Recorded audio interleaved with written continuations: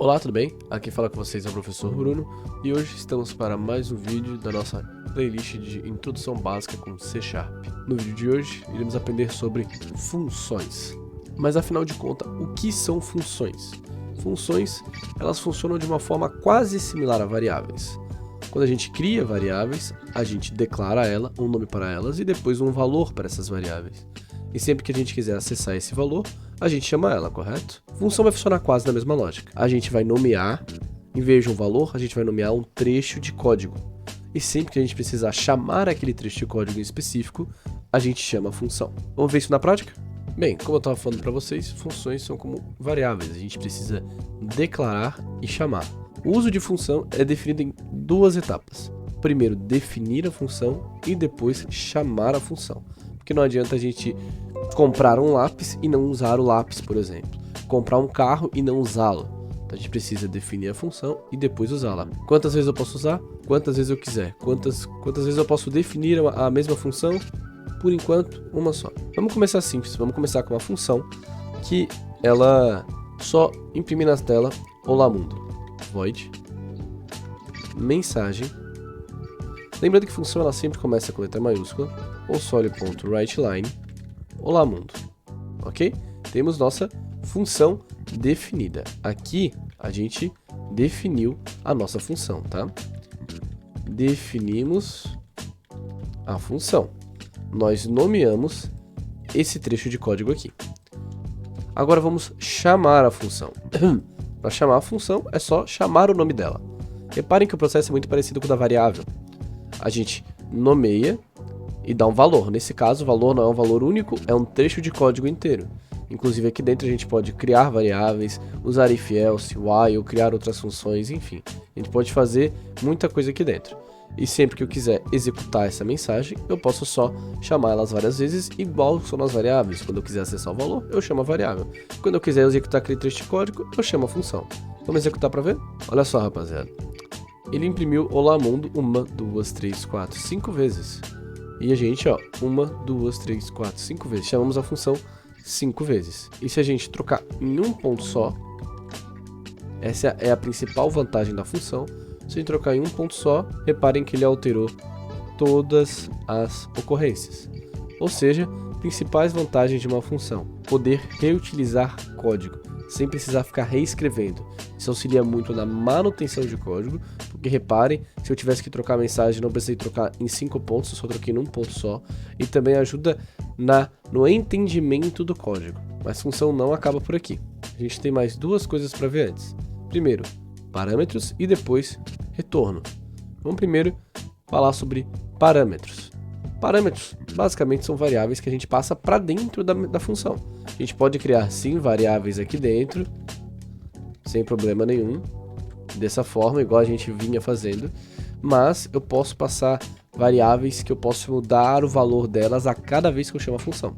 Por exemplo, string mensagem, certo? Estou passando uma mensagem. Reparem que já está dando erro em tudo. Por quê? Vamos olhar o que o erro faz. Não tem argumento dado para o parâmetro correspondente, mensagem, de mensagem string. Ou seja, está falando que a minha função mensagem, ela precisa de um parâmetro do tipo string, certo? Eu vou usar ela aqui, ó.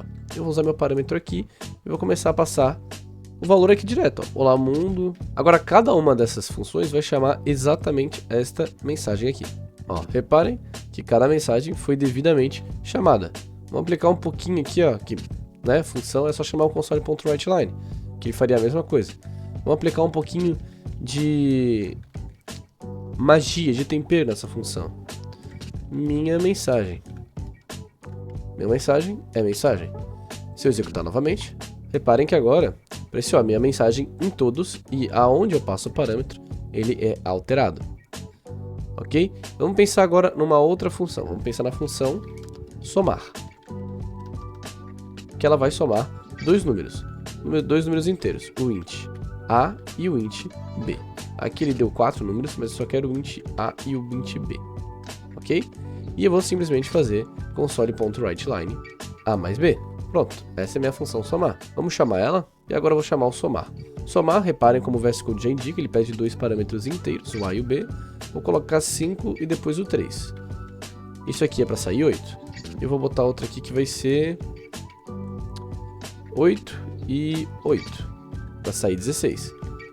Aqui é para sair 8, aqui é para sair 16. Vamos conferir então. A minha mensagem do Scooby-Doo continua ali e o 8 e o 16 foram impressos corretamente.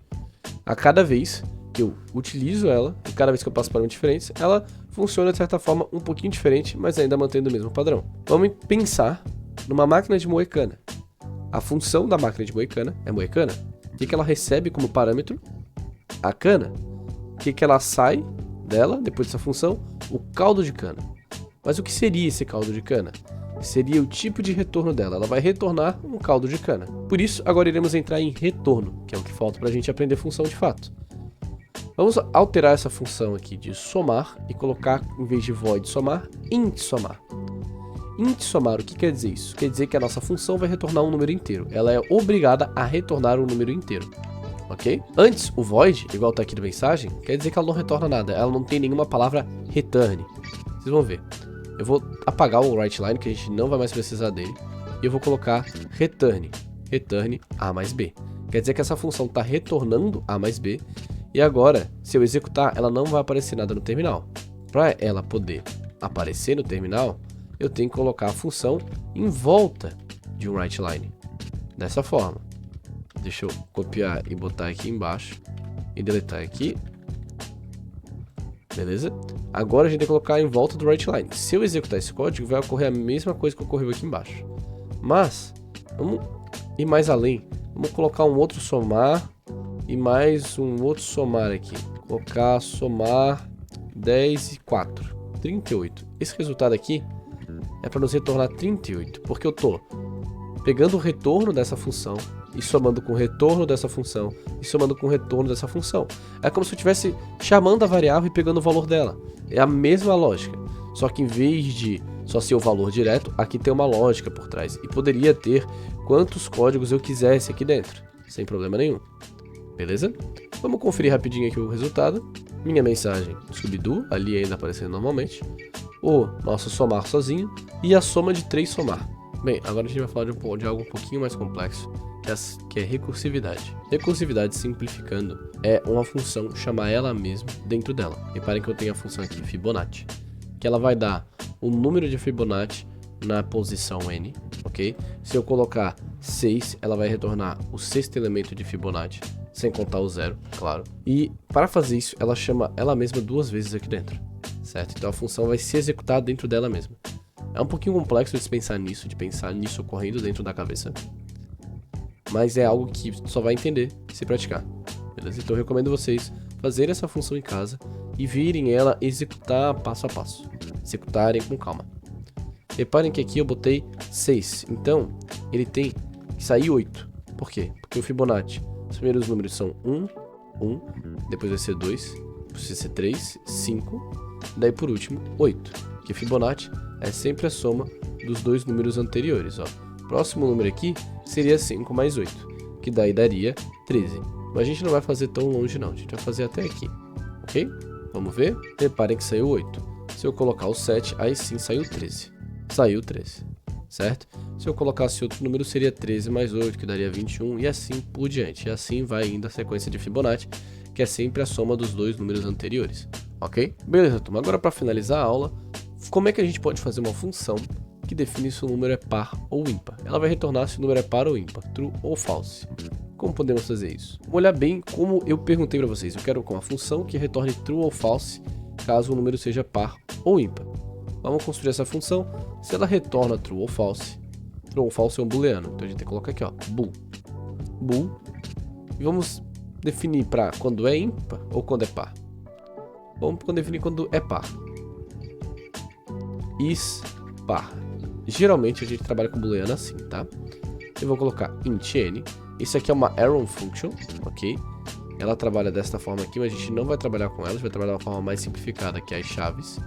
E eu vou verificar if o nosso número n dividido por 2 for igual a 0, O que ele vai fazer? A gente vai retornar verdadeiro, ou seja, ele é par. Se não, a gente vai retornar false, ou seja, ele é ímpar. Então eu posso vir aqui e começar a imprimir esses valores. Por exemplo, console.writeLine e spar. Vamos botar aqui o número 74. E vamos fazer isso também para o número 65. Neste é para retornar falso, neste é para retornar true. Vamos ver se a gente conseguiu concluir. Ó, true, false. Então nosso programa está funcionando. Bem, esse foi o vídeo sobre funções. Espero que tenham gostado. Se curtiram, não esqueça de deixar o like aí embaixo, comentário bonito. Se gostou do canal, se inscreva para ter mais conteúdo como esse. E não perca os próximos vídeos, porque a gente vai começar a falar sobre programação orientada a objeto. E assim que a gente concluir a orientação a objeto, a gente então começa a produzir jogos de fato nesse canal. Um abraço e fui!